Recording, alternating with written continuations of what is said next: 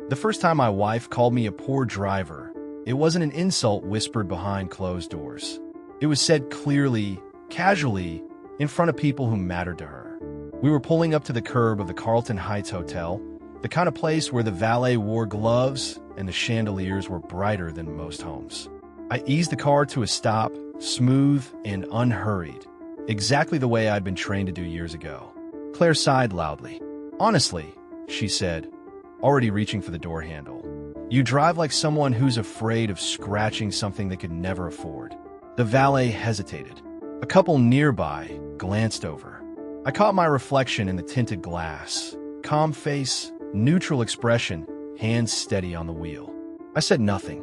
Claire stepped out, heels clicking sharply on the pavement, posture straight, confidence practiced. She didn't look back to see if I followed. She never did. To anyone watching, the scene was simple. A successful woman arriving at an exclusive business gala, accompanied by her driver. Not her husband, not her partner, just the man who drove the car. And that was exactly how she wanted it. Inside the hotel, the air buzzed with expensive perfume and quiet power. Men in tailored suits spoke in low voices about acquisitions and forecasts. Women laughed softly, their smiles sharp and strategic. Names here carried weight. Reputations mattered more than character. Claire moved through the room like she belonged there, which, in her mind, she did. She worked hard for her position, climbed fast, learned who to impress and who to ignore. I respected that.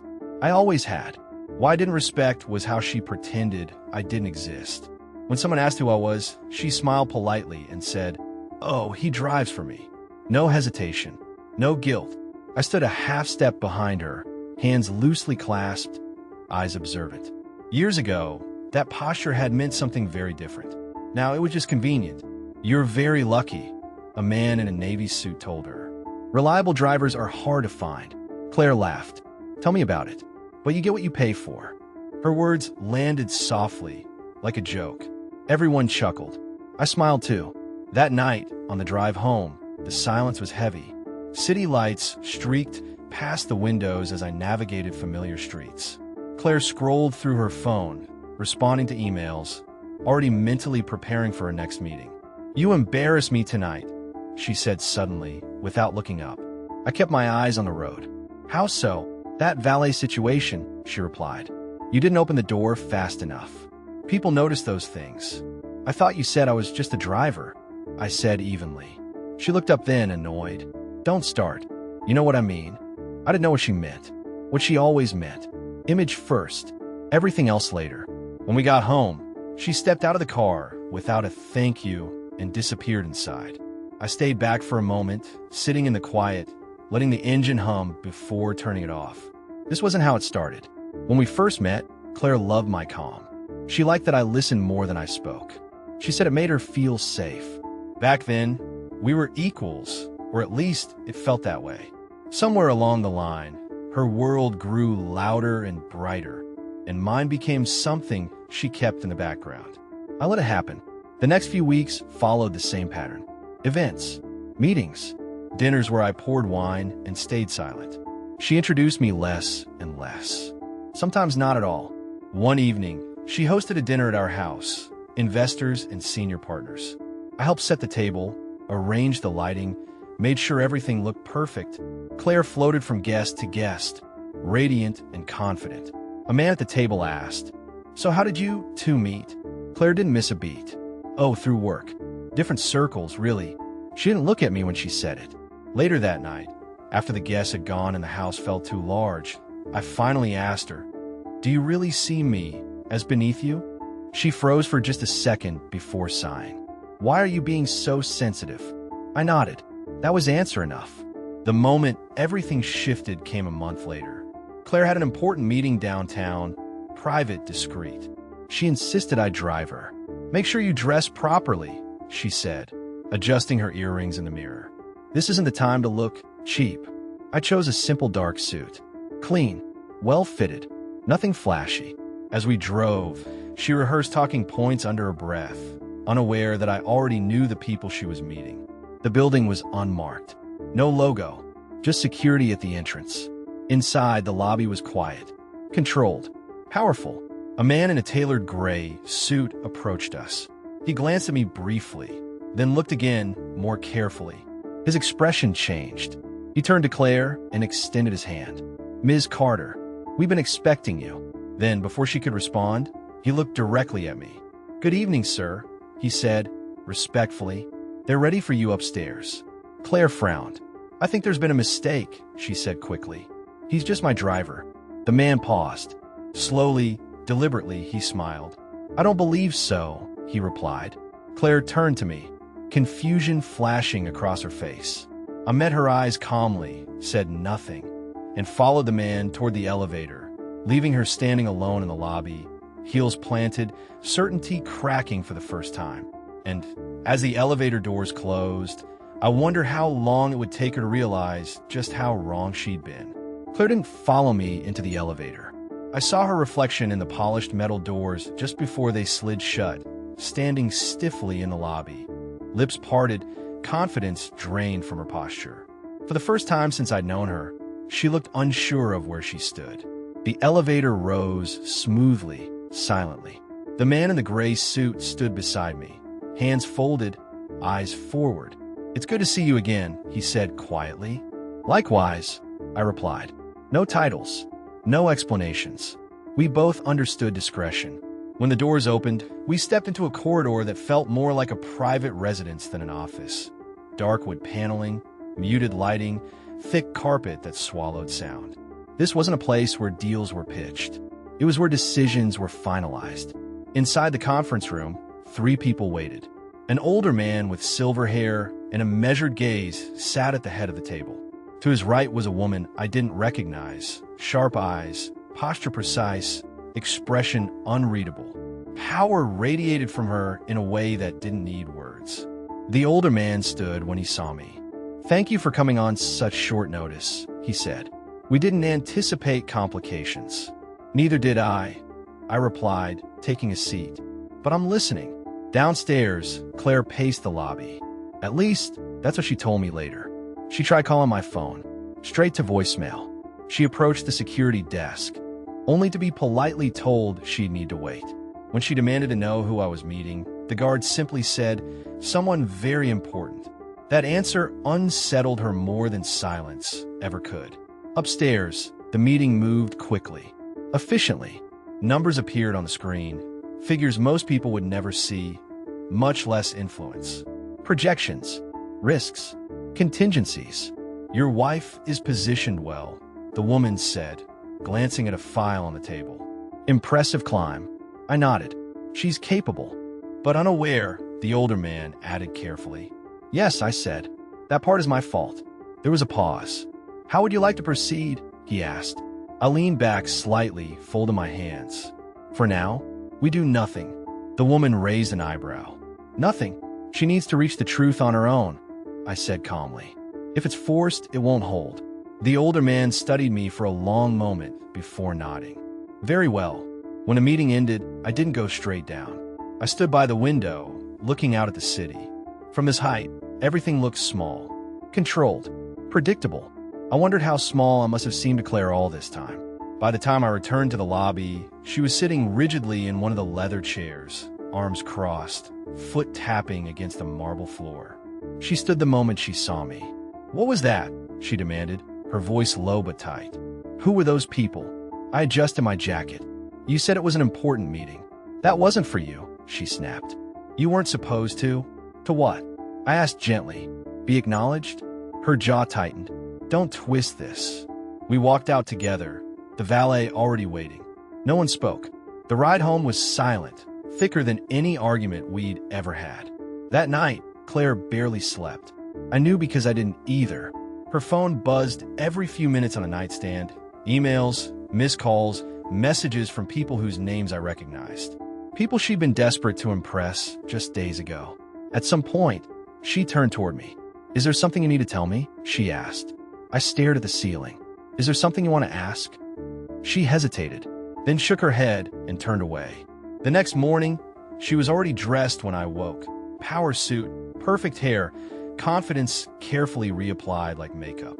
"I need you to drive me today," she said, adjusting her earrings. There are meetings, important ones. I almost smiled. The first meeting fell apart before it began. A partner she'd worked with for years suddenly postponed until further notice. Another call went unanswered. A third ended abruptly after a vague comment about internal reviews. By midday, Claire's composure was cracking. At lunch, she finally said, "People are acting strange." "Change makes people nervous," I replied. She glanced at me sharply. "Change?" I met her eyes for half a second, then looked back to the road. That evening, we attended a private dinner at an estate outside the city. Security at the gate, valet service, quiet elegance, the kind of place where influence gathered without drawing attention to itself. Inside, conversations stopped when we entered. Not because of Claire, because of me. I felt it immediately. The shift in posture, the recalibration of tone. A few subtle nods came my way. A few curious looks directed at Claire. An older man approached us, smiling politely. "Good to see you again," he said to me. Claire stiffened. "You know my driver?" she asked, forcing a laugh. The man paused just long enough for the silence to sting. "I know your husband," he said carefully. "Quite well." The color drained from her face. Throughout dinner, people addressed their comments to me, even when speaking about her work. Compliments came layered with implication. Respect edged with caution. Claire barely touched her food. On the drive home, she didn't say a word. The moment we stepped inside the house, she turned on me. "What was that?" she demanded. "What did he mean by that?" I loosened my tie slowly. "What did you tell them about me?" She opened her mouth, then closed it. Her phone buzzed. She looked down at the screen. An unknown number. "You should ask your husband what he really does." Claire slowly lifted her eyes to me, fear and realization colliding in her gaze. "Who are you?" she whispered. I held her stare, calm as ever. And for the first time since we'd met, I didn't soften my answer. "That," I said quietly, "depends on how much truth you're ready to hear." Claire didn't sleep that night. She lay on her side of the bed with her back turned to me, phone clutched in her hand like it might attack her if she let go. Every few minutes the screen lit up. Emails, messages, missed calls. The quiet of the room was broken only by the soft buzz of incoming alerts and her uneven breathing. I didn't ask who they were from. I already knew. By morning, she looked exhausted but composed, the way people do when they've decided panic won't help them anymore. She moved through the house on autopilot, coffee untouched, eyes unfocused. "Talk to me," she finally said as we stood in the kitchen. "About what?" I asked. "About this," she snapped, gesturing vaguely at me. "About why everyone suddenly treats you like you've been lying to them." I leaned against the counter. "I never lied." Her laugh was sharp. "You let me call you a poor driver. You let me introduce you as nothing. You chose those words," I replied evenly. I chose silence. She looked away. Later that day, a black car waited outside our house. No driver, just the car, idling quietly, polished to a mirror shine. An envelope rested on the passenger seat, visible through the glass. Claire froze in the doorway. "What is that?" she asked. I picked up the envelope, already knowing what was inside. An invitation. To what? I didn't answer. Inside was a single key card and an address. That evening, we drove to a building Claire had never noticed before, despite passing it countless times. No signage, no windows at street level, just presence. Security let us through without questions. We were led into a conference room with dark wood walls and a single long table. 3 people waited inside. The older man from the dinner, the gray-suited man from the lobby, and a woman Claire had never seen before. Eyes sharp, posture controlled, expression unreadable. Claire sat beside me, rigid. Her hands were clenched in her lap. The older man spoke first. "Thank you for coming." He looked at me, not Claire. "This is not about humiliating anyone," he continued. "It's about clarification." Claire swallowed. Clarification of what? The woman slid a thin folder across the table toward her. Of misconceptions. Claire hesitated before opening it. Inside were documents, redacted reports, corporate structures, names of entities she'd competed against and lost to. Deals she'd assumed collapsed for market reasons. Her hands started to tremble. "These," she whispered. "These companies. Yes, the older man said calmly. All connected. Claire turned to me slowly, eyes wide. Connected to you? I didn't interrupt. You built everything on status, the woman added. But you never checked who controlled the foundation. Claire's voice broke. Why didn't you tell me? The room went quiet. I want to know who you were without it, I said at last. She looked like I'd struck her. I didn't want to be loved for leverage, I continued, or feared for power. I wanted to be chosen without it. The older man cleared his throat. What happens next depends on both of you. Outside, the air felt heavier. Claire didn't speak on the drive home. At the house, she finally broke. You let me think you were nothing, she said, voice shaking. You let them treat you like staff. I'll let you show me what mattered to you, I replied softly. She covered her face with her hands. I don't know how to fix this. I don't either, I said. The next few weeks were brutal. Claire's professional world shifted overnight. Meetings became interrogations. Invitations became tests. People were careful around her now, not impressed, not dismissive, just watchful. At a luncheon, she corrected herself once.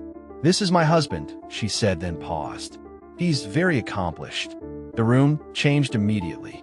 I felt her glance at me, uncertain, seeking approval. I gave her none.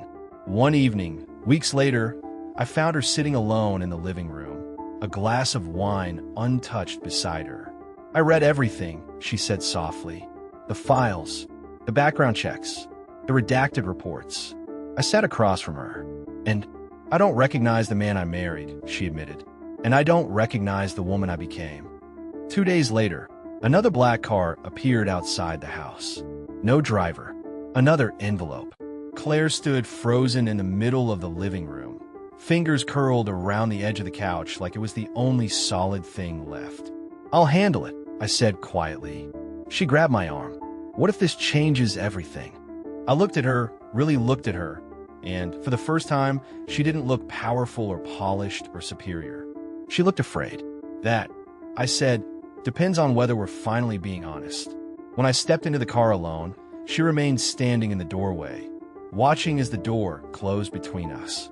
And for the first time since this all began, I didn't know whether I was coming back to fix our marriage or to end it. The car moved smoothly through the city, its tinted windows sealing me off from the world I'd built and the one I'd married into. No driver, no questions, just quiet intent. I watched familiar streets pass by, places where Claire and I had once laughed, argued, planned futures that now felt borrowed from another life. My phone buzzed once. A decision is overdue. I didn't reply. The building we stopped at wasn't marked, but it didn't need to be. Influence doesn't advertise itself. Security opened the doors without hesitation. Inside, the air was cool, controlled, deliberate. The same conference room awaited me. The older man stood as I entered. The gray-suited man remained near the wall. The woman sat already, tablet in front of her, eyes sharp as ever. You came alone, the woman noted. Yes, I said, taking my seat. That was intentional. The older man folded his hands. We've reviewed the situation. I'm sure you have. Your wife's position is vulnerable, he continued. Her proximity to you has created instability. I nodded. Instability is honest. Comfort wasn't. The woman leaned forward. You have two options. I waited. Option one, she said, we formally distance her. Publicly. Professionally. She keeps her career, but without protection. And option two, I asked. She steps away. Entirely. Quietly. No questions. No scrutiny. No fallout. I exhaled slowly. And if I choose neither, the room went silent. The older man spoke carefully. Then we choose for you. I leaned back, eyes steady. That won't end well for anyone. The woman studied me. This isn't about power. It's about containment. No, I corrected. It's about control. Minutes passed without words. In rooms like this, silence was just another weapon. Finally, the older man sighed. You've always complicated things. Only when people confuse convenience for loyalty, I replied. I stood. Give me time. The woman's jaw tightened. Time is the one thing you don't have. I'll make it, I said calmly.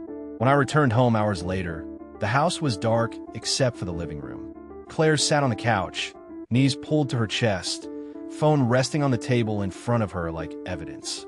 She looked up the moment I entered. "You went alone," she said. "Yes." Her voice was steady, but her eyes weren't. "Is it bad?" I set my coat down slowly. "It's final." She swallowed. "Final how?" I didn't answer immediately. She stood, pacing. "They've been calling me all day. Meetings canceled. Accounts paused. People I trusted suddenly. Careful." I watched her. This version of Claire, unpolished, anxious, felt more real than the woman who once ruled rooms with practiced confidence. "They're waiting on a decision," I said. Her steps stopped. "Whose decision?" "Mine." The word hung between us. She laughed softly, almost hysterically. "So that's it. My entire life reduced to your choice." "That's not what I wanted," I said. "But it's what you created," she shot back. "You let me build on a lie. I'll let you build on values you never questioned," I replied. "There's a difference." Tears welled in her eyes, but she didn't let them fall. "What are they asking you to do?" she whispered. I met her gaze. "Choose between protecting you or protecting everything else." Her breath caught. "You never protected me before," she said quietly. "You protected the test." The words cut deeper than anger ever had. She stepped closer. "So tell me, did I fail?" I hesitated. That hesitation was answer enough. Claire turned away, pressing her palms against the glass wall overlooking the city. "I spent years chasing respect," she said. "Turns out I was standing next to it the whole time and never saw it." I moved toward her. "This isn't about punishment." She shook her head. "It feels like judgment." The next morning, the consequences accelerated. A news alert flashed across her phone. A merger she'd championed was postponed indefinitely. An internal review was announced. Her name wasn't mentioned, but it didn't need to be.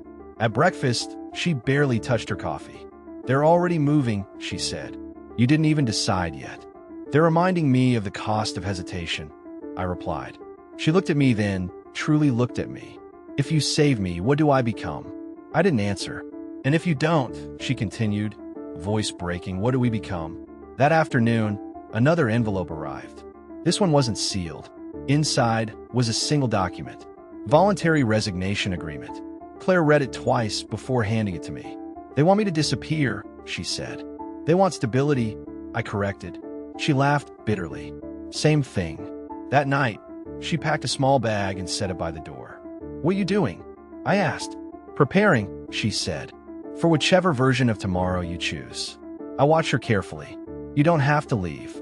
"I can't stay," she replied. "Not like this. Not waiting to be spared or sacrificed." Silence stretched between us. Her phone buzzed. She didn't look at it. "That's them, isn't it?" "Yes." She nodded. "Then answer." I picked up my phone, staring at the message. "Decision required tonight." Claire stood in front of me, eyes steady now, stripped of fear.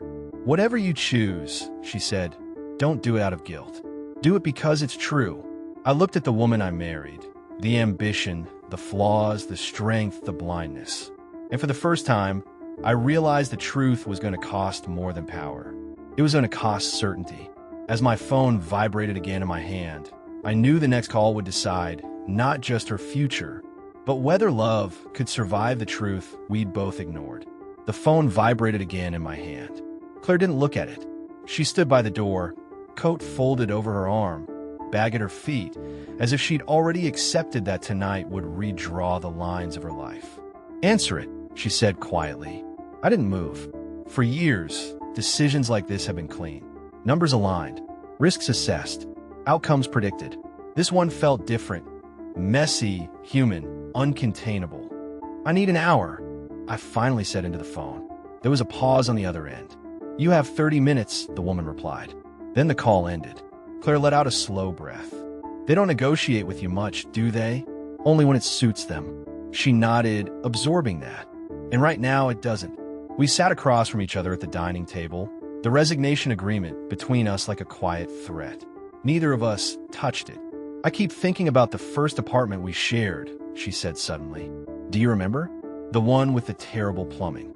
"I remember fixing the sink at 2 in the morning," I said. "You were furious." She smiled faintly. "Because I had a pitch the next day and no water to shower." "You still nailed it." Her smile faded. Back then, you never hide. I didn't have to, I replied. You didn't need the world to validate you yet. That landed hard. She straightened. You think this is about validation? I said carefully, it became about survival. You learned quickly that perception protected you. And you, she countered, learned to stay invisible. Silence settled again. I loved you, she said. I still do. But I love the version of you I understood. That makes two of us, I said. A car passed outside, headlights sweeping briefly across the living room. Claire flinched. If you choose to protect me, she said, voice steady but thin, they'll never stop testing me. I'll always be your liability. And if I don't, I replied, they'll erase you. She looked at the agreement again. They're already trying. I stood and walked to the window, staring out of the city. Somewhere out there, people were making choices that felt important to them. Careers, dinners, arguments. None of them knew how small those choices could become when weighed against power. Behind me, Claire spoke. There's something I haven't told you. I turned. She swallowed. That dinner. The private estate. The older man. You weren't the only one he recognized. I frowned. What do you mean? He asked me questions about you. Before you ever arrived, she said. At the time, I thought it was curiosity. Now I think they were assessing me. My jaw tightened. What did you tell him? The truth, she said quickly. At least what I thought was the truth. That you were supportive, quiet, unambitious. The word hung between us like an accusation. And unimpressive, I said softly. Tears welled in her eyes. I didn't mean. I know, I said. And I did. That was the worst part. My phone buzzed again. 20 minutes. I exhaled slowly.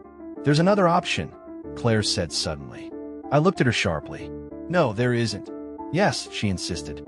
Not one they offered, but one we choose. I waited. I resign, she said. Publicly. On my terms. I'll walk away before they force it. That way it's not you choosing. That won't satisfy them, I said. They want leverage, not dignity. Then let them choke on it, she replied. I've spent my whole life proving I belonged in their world. Maybe it's time I stop asking. You don't understand what walking away costs, I said. She stood, eyes blazing now. And you don't understand what staying cost me. We stared at each other, both right, both trapped. Another message came through, this one different. A media inquiry has been flagged. Your wife's name was mentioned. My chest tightened. They're already leaking, Claire whispered, reading my expression. They're forcing your hand. I moved quickly, grabbing my jacket. We're leaving. Where? She asked. Somewhere they can't reach us tonight. Is there such a place? She asked bitterly. There used to be, I said. We drove in silence, the city thinning as we moved farther out. Claire watched the road, hands clenched in her lap. Finally, she spoke. If you choose them, I won't fight you. I glanced at her. And if I choose you? She closed her eyes. Then you lose more than you're admitting. The place we stopped was unassuming, a quiet property on the edge of the city, owned through layers of anonymity. Few people knew about it. Fewer still had access. Inside, the air felt still, insulated from the world. Claire sat on the edge of the bed, shoulders sagging.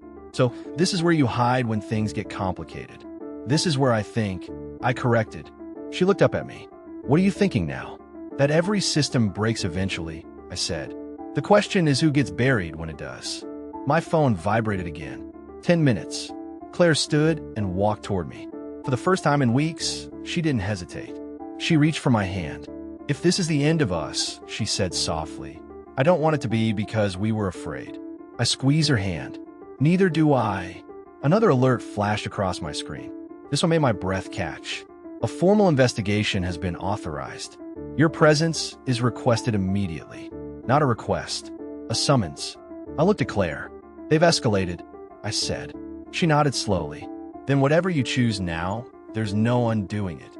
Outside, distant sirens echoed faintly through the night. I glanced at the clock. 5 minutes left. And for the first time, the decision wasn't about power or control or even love. It was about who would survive the fallout. I unlocked my phone, thumb hovering over the screen, knowing the next move would shatter whatever illusion of safety we had left. The clock hit 0. My phone stopped vibrating. No more warnings. No more countdowns. Just silence. Claire stood across from me in the dim room, waiting. Not pleading, not demanding, just watching, like someone who had finally accepted that the truth would hurt no matter how it arrived. I unlocked my phone and made the call. Not to them, to someone else. It rang once, then twice, then a familiar voice answered. I was wondering how long you'd wait. I needed to be sure, I said. They've crossed a line. They always do, the voice replied calmly. What do you want? I looked at Claire. She held my gaze, steady and unflinching. I want everything exposed, I said. All of it. Tonight. There was a pause, then a quiet chuckle. That will burn bridges. Good, I said. I'm done crossing them. The line went dead. Claire exhaled shakily. What did you just do? I removed the illusion that they're untouchable, I replied. Within minutes, my phone lit up again, this time not with threats, but confusion. Calls overlapping, messages contradicting each other. The machinery they relied on was stalling. What's happening? Claire asked. Redundancies, I said. They assumed silence meant compliance. They forgot about contingency. On the news feed, headlines began to shift. Unnamed consortium under regulatory scrutiny. Conflicts of interest raise concerns over market manipulation. Internal whistleblowers emerge. Claire stared at the screen, stunned. You're dismantling them. No, I corrected. I'm letting sunlight do the work. Another call came in, this one from the older man. You're making a mistake, he said without preamble. This will destabilize everything. It already was, I replied. You just convinced yourselves you were the only ones who could control it. You're protecting her? He asked. I glanced at Claire. No, I said. I'm protecting the truth. She could decide what to do with it. The call ended abruptly. The rest happened quickly. The investigation they threatened turned inward. Questions they never expected to answer were asked publicly. Names once spoken only in private rooms appeared in print. Power shifted, not violently, but irreversibly. By morning, Claire's resignation agreement was worthless. No one wanted her silence anymore. They wanted distance. We returned home just after sunrise.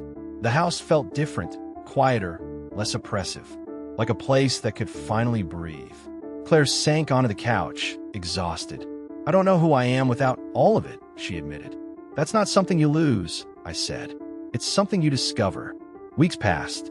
The fallout continued, but it moved away from us. Claire stepped back from her career, not in disgrace, but in clarity. She turned down offers that felt hollow.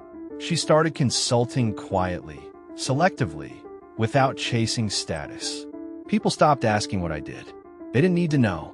One evening, months later, we attended a small gathering. Nothing extravagant. Old friends. New beginnings. No chandeliers. No power plays.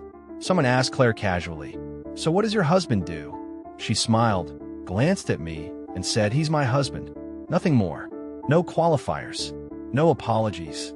On the drive home, I sat in the passenger seat for the first time in years. The city lights blurred past, softer now, less demanding. Claire reached over and laced her fingers through mine. I wish I'd seen you sooner. I squeezed her hand. You see me now? That's what matters. She rested her head against my shoulder, and for the first time since the truth came out, the silence between us felt earned, not imposed. Not hiding, not pretending, just real. And as we drove forward into a future neither of us had planned, I realized something simple and final. Power can control outcomes, but only honesty decides what's worth keeping. If this story moved you, show your support by liking, share your thoughts in the comments, and subscribe with notifications on so you never miss another gripping, high-impact story like this.